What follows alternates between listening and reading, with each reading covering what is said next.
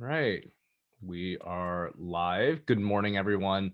Really appreciate folks joining us on this Sunday morning. And we're covering an important topic. I think a lot of seniors and hopefully some like curious juniors are also here just to hear a bit about it, maybe get a preview, right? The UC personal insight questions. There are no, as the we had your UCSB reader come in a few weeks ago, maybe a month ago, also talk about this idea like there are no UC essays, they are personal insight questions, and you should tackle them a little bit differently, think about them a bit different compared to the other essays that you might be writing for Common App and things like that, right?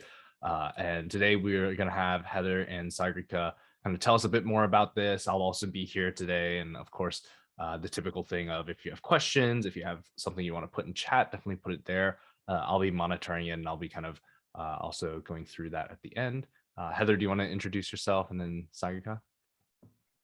Definitely. Good morning, everyone. Thank you so much for being here. My name is Heather. I use she, her pronouns, and here at Illumin, I am an educational consultant, as well as serving as the lead of our essay team. So I have been working closely with students to write their essays for over 4 years now, and I'm happy to share some insights and answer some of your questions about the UC PIQs. And I'm Sagrika. I use she, they pronouns. I graduated from Scripps College last year, and I've been working as an essay specialist and helping students one-on-one with their essays, including the personal insight questions. And I'm excited to share with you all some information about them. Okay, awesome. And yeah, we'll go ahead and get started today. It'll be mostly Heather and Sagrika, but of course I'm here to chime in and kind of give some thoughts as well. Okay, so first we'll just go over a quick agenda. So we're going to talk about the UC application in general, and then what are UC readers looking for in your PIQs, about the personal insight questions, how do I choose which PIQs to write, what topics should you avoid or highlight, and how do you fit your story into the word count of those PIQs? All right. Thank you, Sarika. So let's just go over a couple of quick facts about the UC application. Some of you might know some of this, but it's just really important to get all this info out on the table. So if you are planning on applying to the University of California, there is one application platform for all 9 UCs. So you will fill out one application on that platform, and all of the selected campuses will see the same application. So if you want to apply to LA, Berkeley, San Diego, you will check the box for those 3 and they will see the exact same thing. It's up to you how many UCs you apply to. So that being said, you can select a different major at a different campus. So maybe one school offers a major you're interested in, another school doesn't. You can select a different intended major for different campuses. For UC Berkeley, you'll select your first and second choice majors. So what does the UC application contain? You'll share some personal info like your demographic information, your academic information, including your transcripts, your GPA, things like that. You'll share an activity list. We won't go into detail about this today, but if you'd like to know more about the activity list, we can chat more about it at the end in our Q&A. The activity list allows you to list 20 activities, awards, honors, things like that. So things that you've been involved in. 4 PIQs, which are the essays that we'll be talking about today, and then additional information. This is not an extra essay, but it's a place for you to share additional context, like a reason why you may have changed schools, a reason why your grades may have been lower in a particular semester, things like that.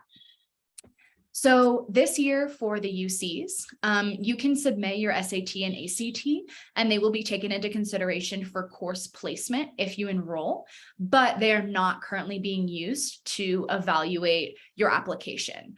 So just want to highlight that the SAT and ACT are not being taken into account for whether or not you're admitted, which in some ways makes the rest of this more important. Your AP scores are considered. All right, so that was some quick facts, and we'll keep it going. Okay, so next we'll talk about what the UC readers are looking for. So as Anthony said, these are not essays, but personal insight questions. And one thing that differs from maybe a traditional essay is it's more about quantifying your accomplishments and using numbers and details and other statistics to make it very clear and concrete what you did. So you want to really focus on highlighting the ways that you stand out, as opposed to maybe a more creative or subtle approach. You want to be very straightforward, clear, and concise in these PIQs, because they're looking for ways to advocate for you to the rest of the admissions committee, so that they have clear facts that they can use when talking about the strengths that you would bring to a UC.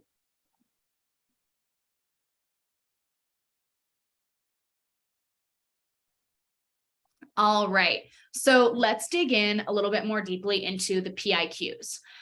So you will be writing 4 essays. They will each have 350 words maximum, so relatively short compared to the Common App personal statement.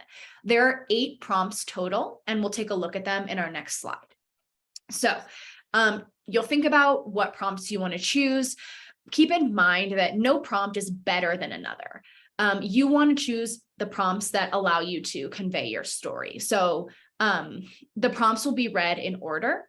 So be mindful of any overlap between different essays or repetition of details. The best way to go about it is to select 4 different topics and then figure out which prompts fit the best with those topics. Remember that all 4 of them will be read by the admissions committee. So again, you don't want to have repetition or write about the same topic for multiple essays unless you're making a very different point and sharing very different details.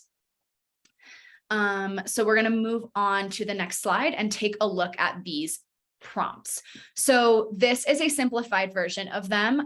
The prompts themselves ask you a specific question. So I'm just going to read through these just to sort of give you a general idea of what these different prompts are. So the first option is about leadership. So talk about a time that you have been a leader and what impact you've made as a leader. Number 2, how do you express your creative side? So many students write about creativity. Problem solving is a common thing that students write about for this prompt. Number 3, what is your greatest talent or skill? Number 4, talk about an educational opportunity that you have taken advantage of. Number 5, what is the greatest challenge you have faced?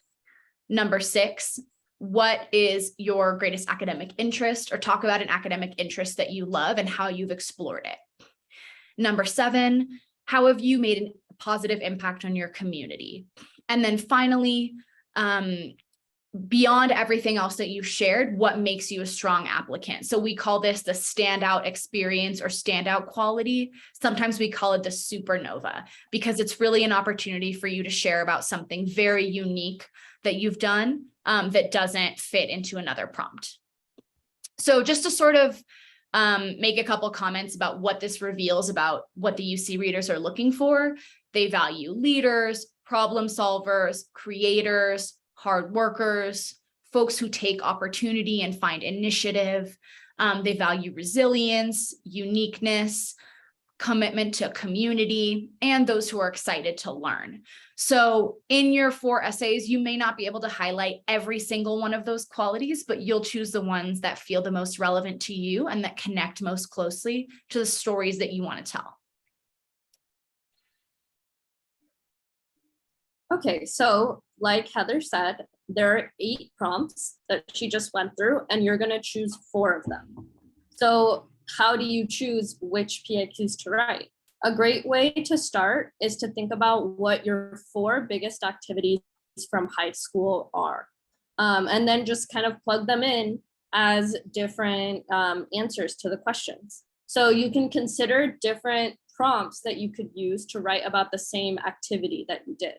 So for example, DECA might fit into leadership or problem solving or academic interest. So that can really help when you're thinking about how to organize the 4 different activities into different prompts because you have different options and ways to incorporate different activities to answer different questions.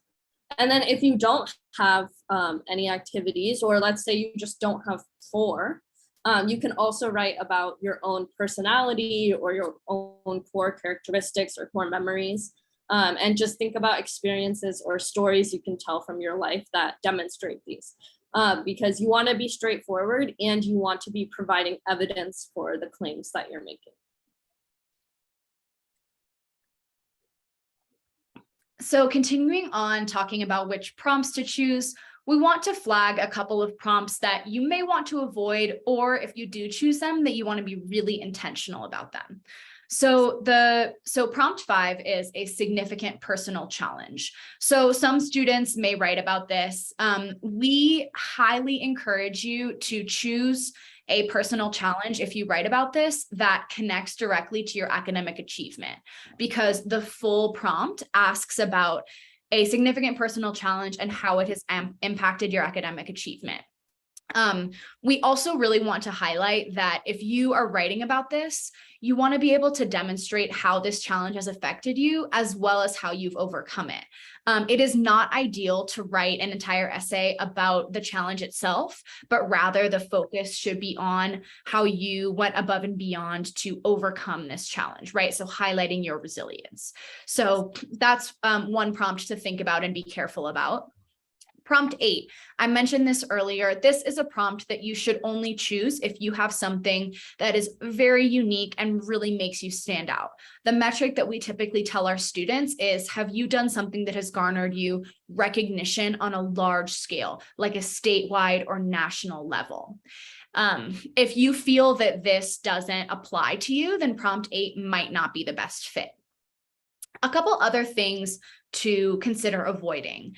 Hard sells, so things that you think the reader may not really understand or find to be as compelling as other topics. So one of those might be COVID. So if you're planning on writing about your experience during the pandemic, make sure that it is unique to you and that it's not something that many other students might write about. For example, if you had a hard time adjusting to online school, that's totally valid. And that's something that many students experience. So if you're considering writing about that, think about, what made your experience unique and how did you uniquely approach it to overcome that challenge? You may want to also consider avoiding discussing other people for a number of reasons. These personal statements are about you. So you want to be using the first person and sharing about your experiences and your reflections. If you write perhaps about another person, maybe a grandparent who has inspired you, or a co-collaborator with whom you worked, that's going to take the focus away from you, and you're not really going to reach that goal of helping the UC readers get to know you. Additionally, you want to make sure that any discussion of other people is generally positive, because you don't want to leave the UC readers with the feeling that you're complaining or being judgmental. Finally, you can consider avoiding any accomplishments or experiences in elementary school or middle school. The examples that you give should primarily focus on high school, because that's what will be the most relevant and it will tell the reader the most about who you are today. It doesn't mean that you can never mention things that happened in the past, especially, for example, if you're talking about how your interest in a particular academic subject began. Okay, share a bit of context about the past, but the bulk of the accomplishments and experiences you should share should be within high school, because that is what will be most relevant to your college and to the college admissions. So again, these are all suggestions, but they're just things to think about. Okay, so that was what you should avoid. And now what do you want to highlight? So you really want to emphasize the high points of your high school accomplishments. So what are kind of the best things that you accomplished in high school, the things that are on your resume or would be on a resume if you had one? What did you contribute to your community, which is like a very broad term, right? It could be a team, a class, your school, your family, like so many different ways to look at that. But yeah, what have you contributed to them? And then other quantifiable achievements. So achievements that have numbers associated with them, you know, like you were the best among 300 other people, something like that. Those are the things you want to highlight so that, again, the UC readers can really advocate for you with concrete evidence.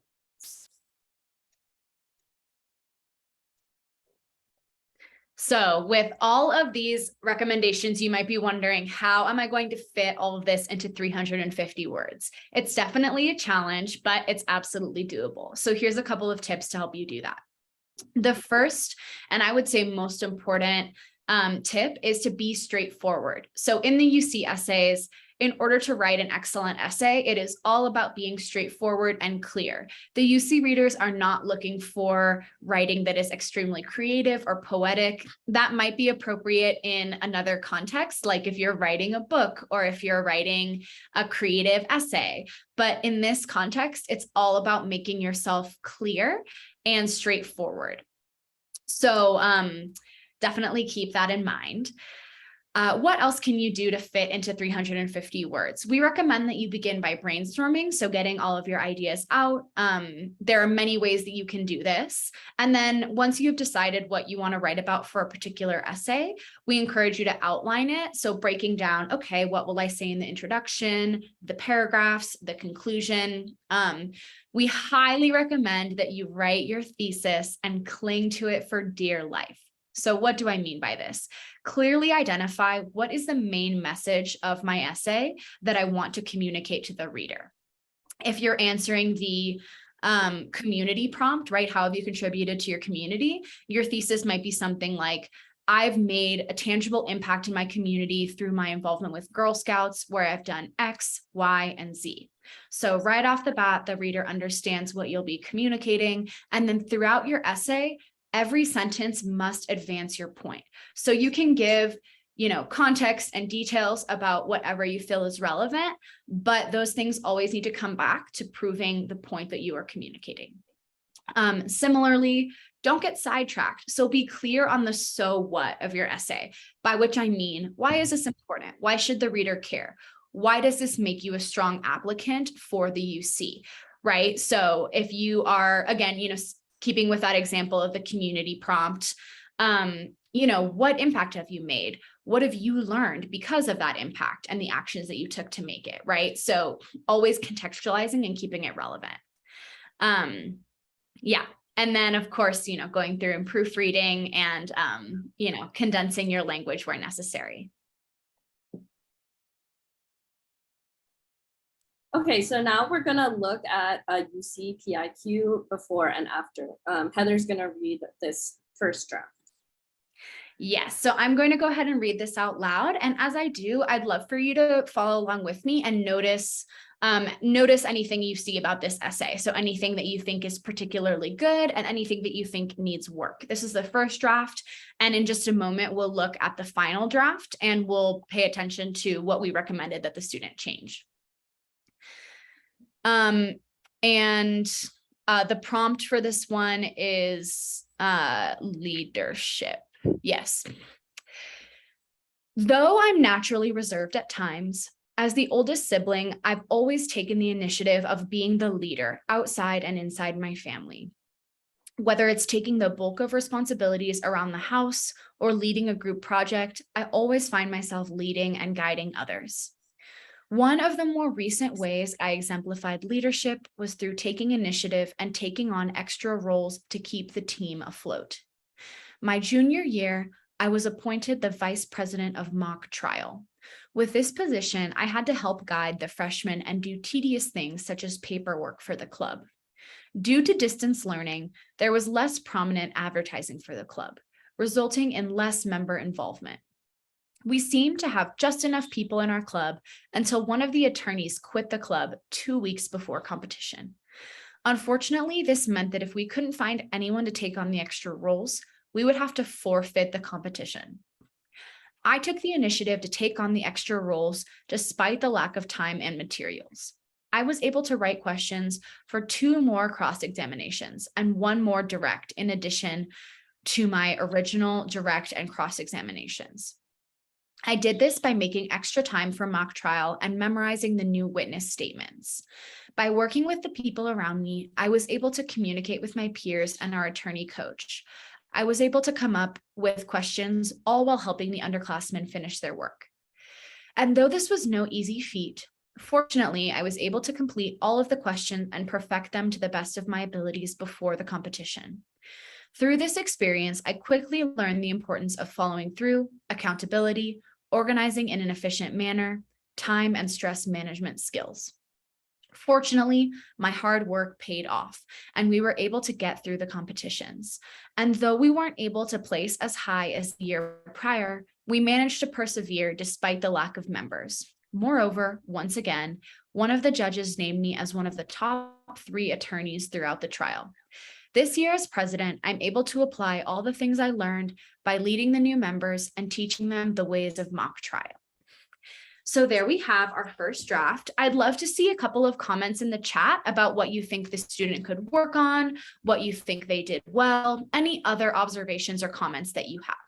So I'll give that a moment, and I'll also share a couple of things that I observed before I pass it over to Sagrika and she reads us the final draft. So let's give it a couple of seconds. I'd love to hear from a couple of folks.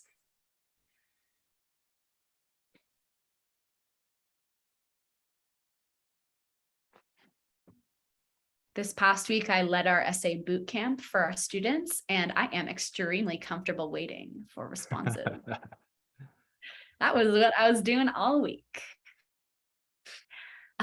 Yes, I see a raised hand. Anthony, can you help me out? We can also have folks put in the chat. Okay, so I see one comment. The essay sounded slightly pompous. Okay, interesting observation. Chat is disabled. Yeah, I'm not sure what that should means. not be. Okay, give me a moment. Sure. Yeah, we'll check that out. It looked like. Try now. That's really strange. I didn't realize that's the default setting now. Oh, Does maybe chat that. work now?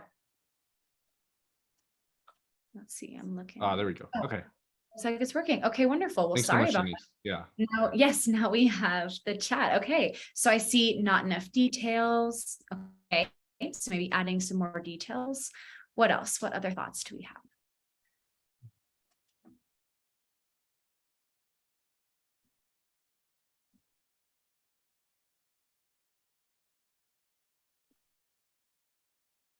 I'd love to hear 1 or 2 more comments. Okay, starts with naturally reserved. That can be a turn off.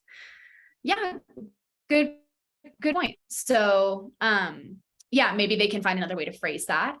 Using terms the reader's unfamiliar with. Yeah, definitely. There's a couple places where the reader could maybe be confused. There were repetitive statements that could be simplified within the essay. Sounds like they're making excuses. I have a question about what was the final position they placed in. Remove I was able to. Yeah, okay, great. So these are really helpful comments. And I think that you all are very much on the same page as Sabrika and I when we looked at this. I see they could be specific about numbers. Yeah, we talked about that earlier.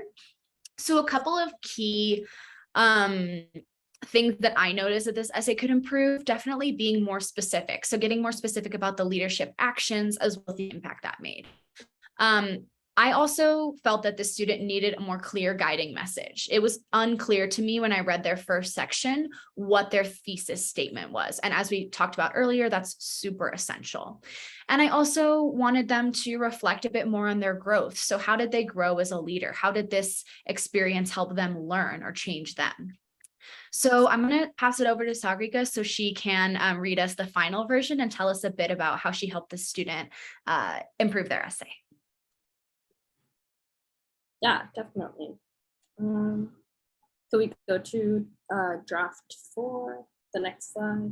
Okay, so this is after a few rounds, a few iterations of edits, this is what they ended up with. So it starts, during my junior year, I was the vice president of mock trial. In this position, I guided new members of the club and did logistical tasks for the club. Due to distance learning, there was less member involvement in the club. Our team had just enough participants to compete in mock trial competitions until one of the attorneys quit 2 weeks before our first competition. We would have to forfeit if we couldn't find anyone to take on the extra roles. I took on the extra roles in addition to my regular tasks as vice president. This meant that I needed to write questions for 2 more cross-examinations and 1 more direct in addition to my original examinations. I also made extra time to memorize the new witness statements. By working with the other participants, I completed all the tasks required for the extra roles while also helping the underclassmen prepare for their own. It was no easy feat to complete all of the questions and perfect them before the competition. I learned what it meant to be committed and invested in the success of an organization. One crucial aspect of this was being adaptable and flexible in order to meet the needs of the team. I utilized my ability to delegate and my prior experience on the team to allow participation in competitions that year. We not only got to participate, but also performed well in the competitions. Additionally, I was named as one of the top 3 attorneys throughout the trial. This meant a lot to me since I had invested time and energy into preparing for this trial, especially knowing that everyone else depended on me to be able to participate. This experience increased my confidence as a leader and as a future attorney because it validated my ability to follow through and be held accountable to responsibilities I take on. This year as co-president, I'm continuing to grow in my commitment, adaptability, and organization as I lead new members and introduce them to the ways of mock trial. Okay, so yeah, this was my student last year. I helped them with their essay. Kind of, we started from scratch and worked our way through the brainstorming phase, outlining phase, first draft, and then came with this. So some things I want to point out. A lot of people had said there was a lot of extraneous phrases, extraneous words. So that was a big part of what I advised them with. I said, try to have more active voice instead of passive voice. And I think that really shines through here, right? Instead of I was able to be the vice president, it's just I was the vice president. I guided, and so I think that really helped it get a lot more concise. That first paragraph says almost like what the whole first draft says. And I also, like Heather had mentioned, it could do with more reflection and about their growth. So that whole second half of the essay has a lot more of that reflection. And I think it has a much stronger conclusion with that. It also talks about, explicitly their confidence as a leader, which this is for the leadership prompt. So I really emphasize, let's be more explicit about leadership since that's the purpose of this prompt. And that's also why I had them add about how they were guiding underclassmen as well, and focusing on teamwork and meeting the needs of a team. So yeah, I also want to point out that some of the sentences are almost exactly the same, right? We didn't take this essay and say, it's completely, we have to change it. It's still the same ideas, right? It's just more clean. Instead of it reading as a stream of consciousness, it reads like a direct essay where you can easily see what this person learned, what this person did, what they accomplished, and what they're doing to build on that foundation. And I also want to point out something that, so they're a senior, right? And so as a senior, they got to be a president, and maybe they would have wanted to talk about that and talk about that leadership experience. But they were able to instead talk about kind of what led to them becoming president. So that's to say, if you end up having a leadership experience your senior year, you can still talk about that experience and talk about how you ended up having that, right? Which is how she ends it with saying that this year she is now co-president. So yeah, those are kind of the different points that I really worked on. And yeah, there's a much more explicit thesis at the beginning about what leadership they did and how they impacted a team, a community, and contributed to group efforts. Yeah, so that's all I have to say about All right, and it's time for Anthony to tell us a little bit about what we offer. Yeah, of course. And of course, feel free, put down questions. We'll kind of get right to that soon as well. But yes, this is definitely kind of featuring a little bit of the work that you were mentioning, kind of the kind of hourly essay kind of consulting that we've been able to help students with. Kind of going into this, the essay boot camp that Heather, you mentioned, like running that particular boot camp is really just meant to help a lot of our students get that kickstart for the summer of tackling, which are the prompts to use for your UCs, since there's so many, trying to figure out how to really kind of tackle a personal statement and kind of get an early start to that, right? So of course, if you're interested, you can definitely go to our website. I'll also link it at the end of this. I'll also launch this poll for a free consultation as well. So if you're interested, you can just indicate it there and we'll reach out to you as well. So definitely, yeah, we'll move to Q&A now. There was a question about the essay, and I think I'm going to need to go back and look at the two versions of the essays really quick, because the question was the comment/question said only one of the judges considered the student as the top 3. Why did the essay end up saying I was named as one of the top 3? So I think referring to this sentence. Yeah. And then let me see what it looked like in the previous one. Where's the top 3 mentioned? It's here we go. Moreover, one of the judges named me in the top 3. Sure. Got it. I see. So I guess the question's kind of asking, like, is it exaggerated to say I was one of the top 3 attorneys and saying I was named one of the top 3 attorneys? I think, like, again, it's like about having concise language, and kind of like the reader doesn't necessarily know all the details of how mock trial works and whether it's like matters if it's like one of the judges or many of the judges, like, and in fact I don't even know the full like details of like if every judge picks like their top 3 or how that works. But I think it's appropriate to say I was named. It's a little bit more direct, and yeah, like another comment says that detail wouldn't matter. Like that's an appropriate way to rephrase that, and it doesn't come off as like dishonest or anything like that. I was gonna say, I think the other way to think about it is like this is a form of like where it ends up in the essay. It's also at the end of the essay. It's a form of recognition that we're trying to say like other people did recognize this student as also like contributing and being a core member and being important to the part of the process. So yeah. Any other questions? Another question about the personal challenge prompt. And I think this is a good question also of trying to make sure that we find good balance in the essays, right? For personal challenge, how much of the percentage should be the challenge and how much should be like overcoming it? Should it be 50-50, 30-70? How would you approach that? Yeah, I'll speak to that. It's a great question. I think that there's no one way to approach that. I think 30-70 could be an appropriate breakdown. I think 40-60, 50-50 even.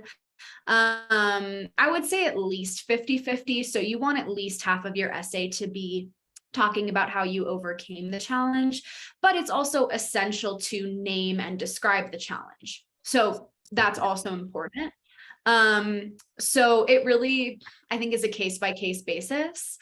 And that's something that we might discuss with a student if they're unsure how to do the breakdown. But I would recommend that, let's say like your student who is going to write for that prompt, making an outline, I think, can really help you with that. So whether you're doing this on your own or with an essay specialist, you can make an outline and sort of like see how everything feels. If it feels balanced, then that's probably good. If you feel like you want to adjust it, you can do so.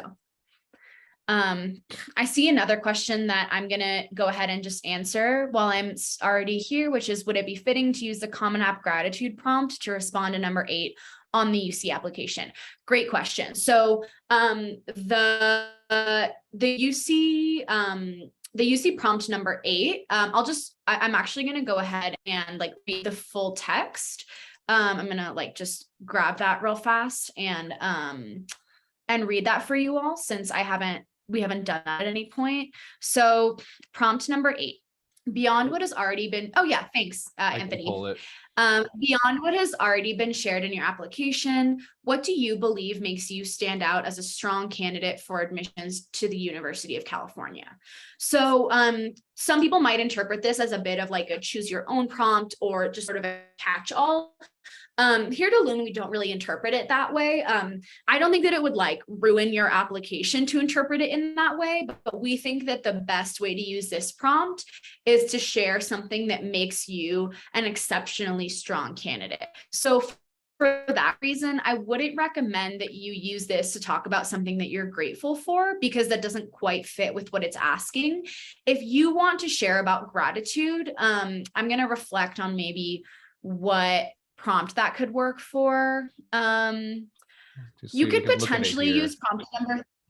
Yeah, you could potentially use prompt number 3 and like talk about like the skill of gratitude and talk about how you've strengthened that skill over time. Right? Maybe you used to not really like have a gratitude practice, and maybe you are, you've become really intentional about it. That could work. And it could potentially be a part of another essay. So that's my thought on that. I hope that answered your question. Feel free to put another follow-up in if you want more clarity. I'll go ahead and answer this other question about the keep going prompt. Yeah, and then I'll pause because I don't want to take up all the space. But since we're already talking about the 8th prompt, when doing research in a lab fit in the 8th prompt, perhaps I would be curious about, what research the student did, what they learned, how it impacted them. That being said, I think research in a lab can also fit into many other prompts. And so I would say, consider the creativity or problem solving prompt about how you learn to solve problems in the lab. Talk about the talent or skill, right? Maybe you consider yourself to be a skilled researcher now thanks to this experience. Many students might write about this for educational opportunity. So talking about the opportunity to do research in a lab and, how you went above and beyond to take advantage of it. You could also talk about how it furthered your academic interest. So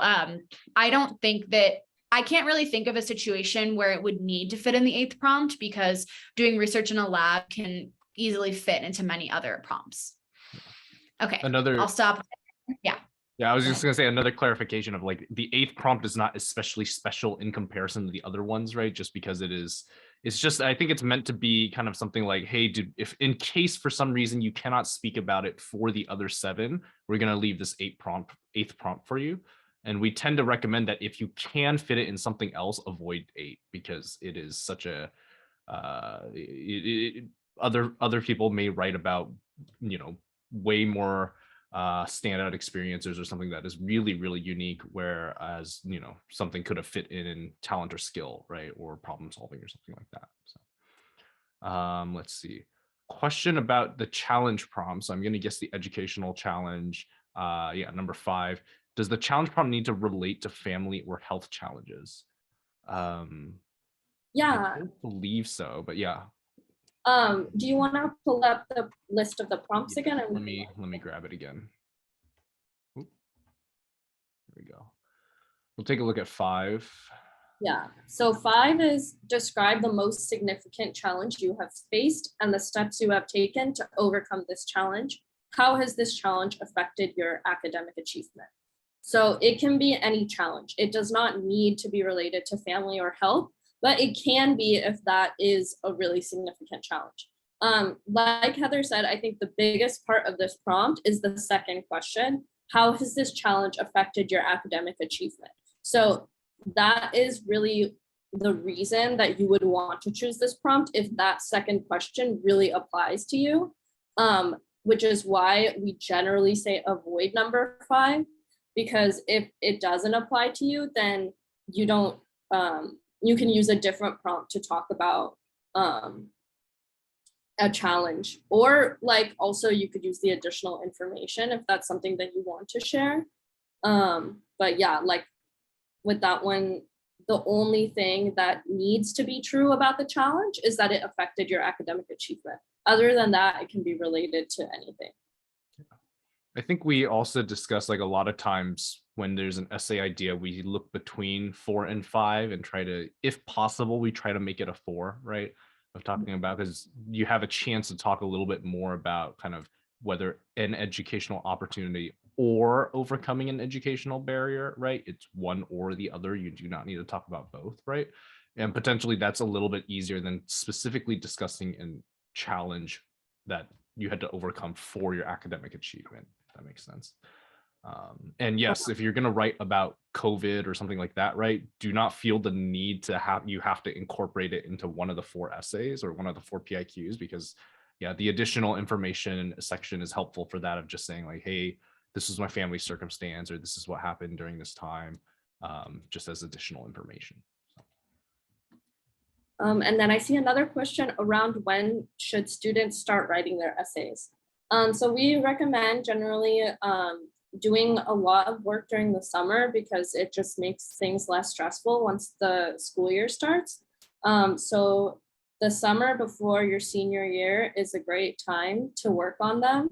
And really like starting as early as possible in the summer is great. So like starting at the beginning of June, that's when one of our first boot camps is a great time to start writing, so that you have plenty of time and so that your senior year is not super stressful. Cool.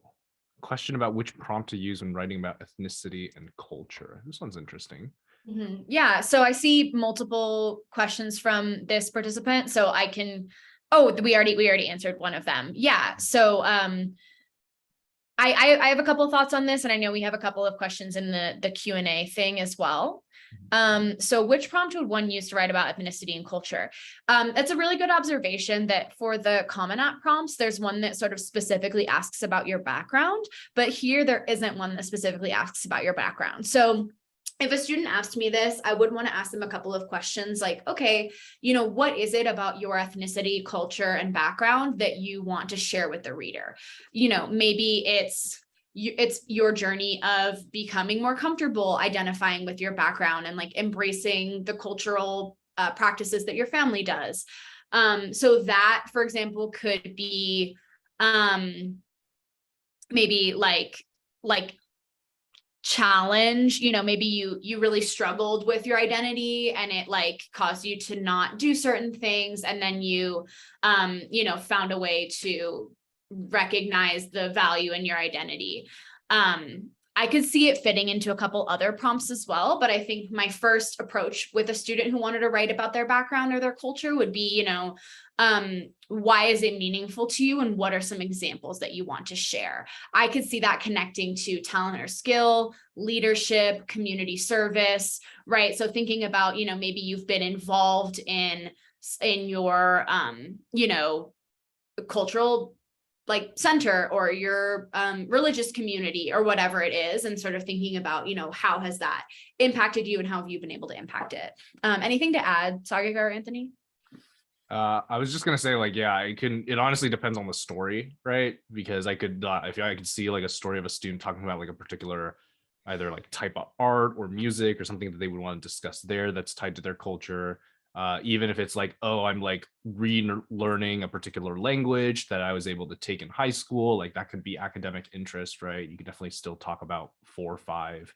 I'm trying to think if there's one that's distinctly not related to ethnicity or culture or heritage. And like I could, yeah, even like a 7 if you're going to talk about like a church group or something like that you're participating in, right? So like there's not going to be one that's going to be distinctly I don't want to say you distinctly cannot write about it, right? So it just depends on the story of which it fits better. So let's see. Are essays compared only to those of the same prompt, i.e. does an admission officer compare all the essays addressing prompt 1? I think distinctly no. So they won't like take all the ones and read them and pick like the top 10% or anything like that, right? These personal insight questions are very much just, I have, for UC readers, they admit they've got like 3 to 5 minutes sometimes to go through a student's application, right? So they're trying to get a quick snapshot of like, hey, what have you been able to do? Because you've already listed your 20 activities for your resume, right? Tell me maybe what are the 4 that are most important to you, right? That's kind of the way that you can think about what a PIQ is doing as part of the kind of reader's process of trying to understand more about the student. Right? So, and then Yeah, so just to sort of reiterate that, the readers will look at your entire application all at once, and then they will move on to another application. Will mentioning about CS interests impact the admission officer's judgment when applying for humanity majors? Interesting. Do you have an idea? Yeah. I can speak to that. So yeah, many students will write about some kind of academic interest that is not exactly what they are applying to as their intended major, and that's totally okay. So some students, maybe you're applying as computer science and you write your academic interest essay about computer science. Great. You definitely should illustrate your interest in your intended major somewhere in your essays. That is very important, but you can also definitely illustrate other interests as well. There's absolutely nothing wrong with that. And in fact, it can make your application stronger because you're showing the reader that you're intellectually curious about many different things. So let's say for a student applying as a humanities major, when the UC reader looks at your 4 essays, it should be clear to them that you have explored your interest in the humanities in some way and that you're really excited about it. But you can, of course, also share about other interests that you have, like computer science, like anything else that is not as related to the humanities. So nothing wrong with that. But the point to remember is that you should demonstrate your interest in your intended major. And on top of that, you're also welcome to demonstrate your interest in other things as well. A question about, a particular summer research program. Where could I fit that into if I wanted to discuss it as part of an S or a PIQ research program? Could definitely be, honestly, again, any of, I would argue anything from 1 to 6. Yes, right? I agree. Maybe 5 might be a bit tough. 5 might be tough, yeah. But any of the other ones, like it will just depend on what aspect of the experience you want to share and what your other essays are about. Maybe your other essays already cover leadership and academic interest. So this one could be educational opportunity. It will just depend on your other prompts and what you want to emphasize about the experience, but it really could fit in with a lot of them. Yes, I agree. That's a great point. When you have 4 essays, you can think about like, which of these stories more or less must fit between maybe 2 and 4, and then which ones can I have more opportunities or more prompts that might fit. So, a couple more questions. Let's see. What about if you're undeclared as to what your major will be? Can you talk about broad interest and willingness to explore? I can talk a bit about that. So yeah, as an applicant to the UC, you can absolutely apply as undeclared. Many of the UCs also offer undeclared options that are a bit more specific, like undeclared humanities, undeclared social sciences, undeclared life sciences. So if you're not familiar with that, it might be useful to look into it if your student is leaning a particular way.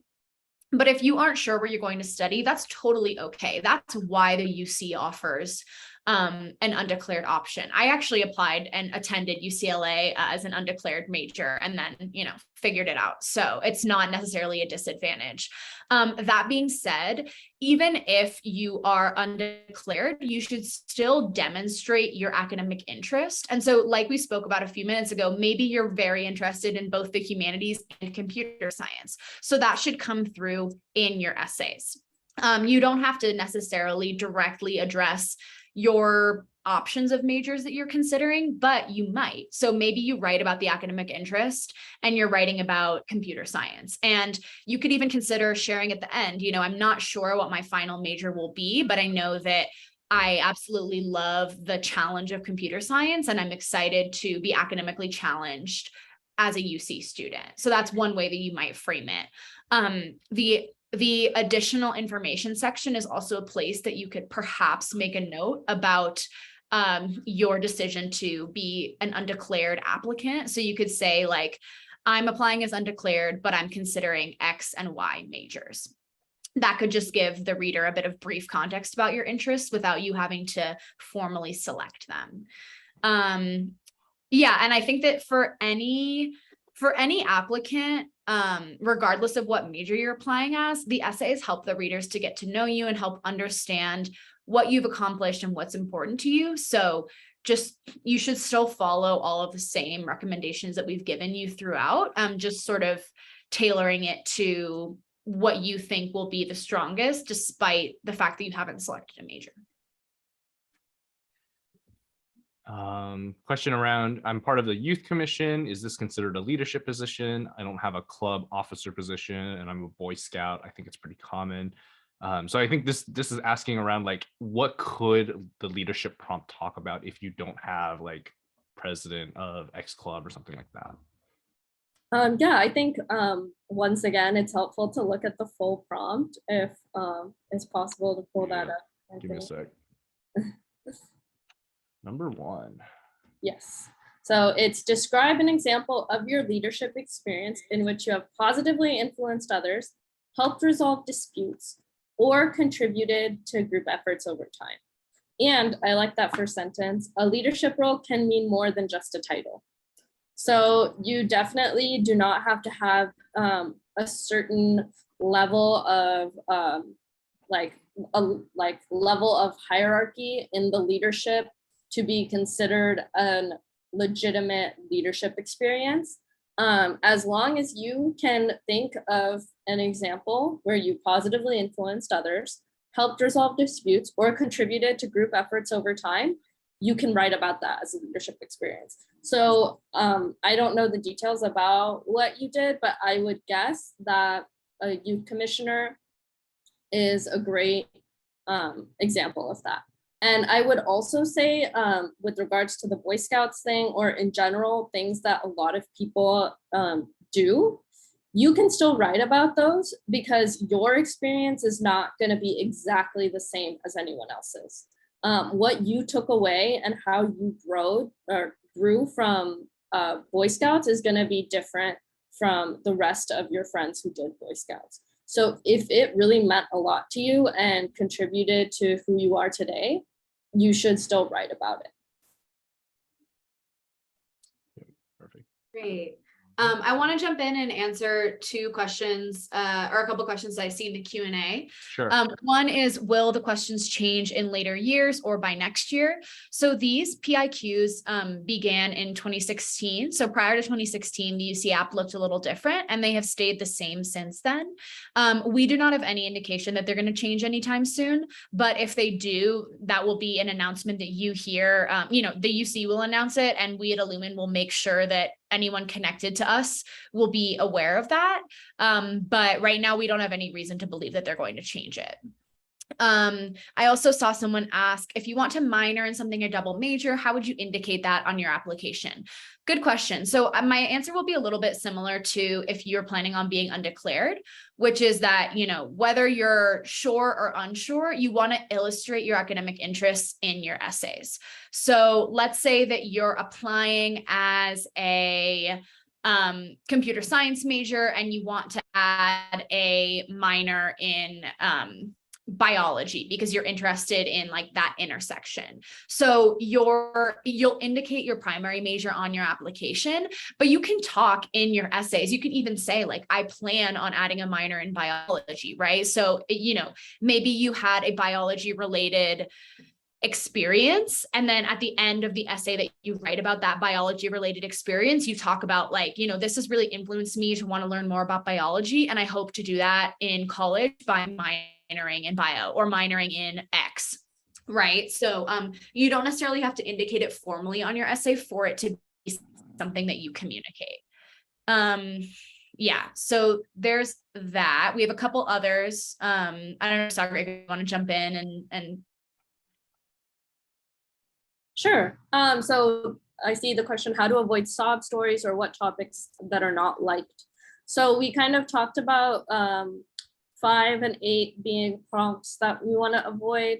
And along those lines, topics that you might want to avoid are, especially with regards to sob stories, When you're talking about a challenge that a lot of people went through, such as learning online during COVID, you probably want to avoid that if that is your specific challenge. Obviously, you're allowed to talk about COVID in the additional information section, or if you had a really specific circumstance that impacted your academic achievement, then that is also totally appropriate to talk about. In terms of avoiding sob stories, I would say kind of what Heather said about it should be minimum 50-50, the challenge and your growth, what you learned about it, what you overcame. So I think that is a great way to avoid it being like too negative, is to make sure you're ending it on a positive note, or including at least as much positivity as you are negativity. And then the other question, is it a bad thing to mention negative experiences with previous leadership? I think it will come down to the way you phrase it. You don't, like Heather said, you don't want to talk negatively about other people. That's not going to come off well. However, it is like totally appropriate to say something like, we built on, or we decided to improve the leadership structure by doing XYZ. We decided to incorporate more mentorship for younger students because it was a need that we experienced as younger students. So there are ways to phrase things to talk about what you were addressing as a leader without talking negatively about other people. Awesome. I think we got through all the questions, so that's really great. We were able to get to everyone's thoughts and comments, but definitely, yeah. Again, we'll be able to continue these webinars. I believe the next one's on the 31st, and we'll send out an email and make sure everyone gets it. But definitely, yeah. In the meantime, if you have any questions, feel free to contact us. Feel free to send in a free consultation, and we'll keep everyone posted and updated. We'll definitely have other admission readers joining us soon on the webinar series as well. So, of course, Heather, Sairika, thanks for joining us and kind of giving us your thoughts, and really appreciate everyone joining today and this month and Sunday morning. And definitely, yeah, enjoy the rest of your weekend, everyone. All right. Bye.